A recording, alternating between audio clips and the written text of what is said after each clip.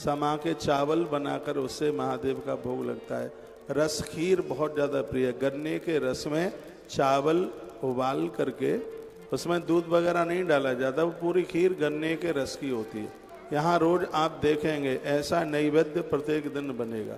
इसमें एक विशेष रूप से महादेव का तो अलग अलग चीज़ों से भगवान का भोग लगता है। उबला हुआ बाजरा शंकर जी को अतिशय प्रिय है। उबली हुई मूंग, मूंग का हलवा, ये भगवान शंकर के विशेष भोग में आते हैं।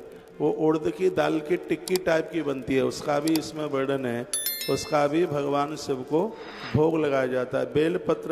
बेल वृक्ष के रस का भोग भगवान शिव के लिए एक विशेष बताया गया है। ये सब वर्णने में निवेदन कर रहा हूँ, आप सुनिए। एक बार जयकारा लगाइए, बोलो भक्तवत्सल भगवान की जय। टेलीविजन पर जो लोग सुन रहे हैं कार्यक्रम, आप इन शिवलिंगों का निर्माण भी आंखों से आप देख लेंगे तो यह भी काया कल्प कर देगा, आनंद कर देगा। ये हाथ तो कितने भाग्यशाली हैं, इन्हें तुलसी तपोवन गौशाला में पहुंचकर और अपने हाथों से शिवलिंग बनाने का सौभाग्य प्राप्त हो रहा है। आज तो यह नहीं पता लग रहा है, लेकिन यही शिवलिंग का निर्माण आपके हाथ की भाग्य की रेखा को बदल देगा।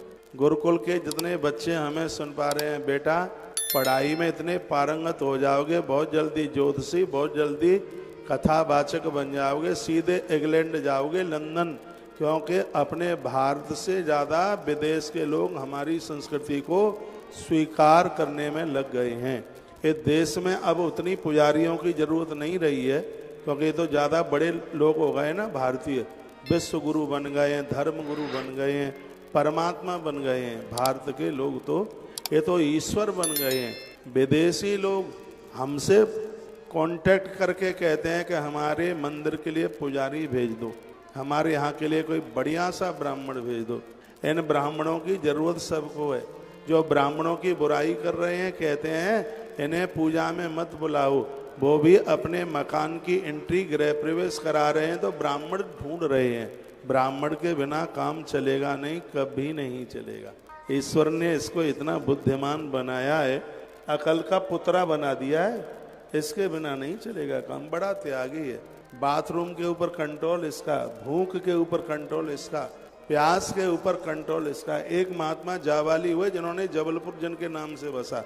इस महात्मा ने 60,000 वर्ष तक पानी की बूंद जीभ पर नहीं रखी। हम तो ऐसे संतों की कथा पढ़ करके अचंभित हो जाते हैं, आश्चर्यचकित हो जाते हैं। शरीर का तांता बन गया था, हड्डी दिख रही थी। ऐसे ही एक कथा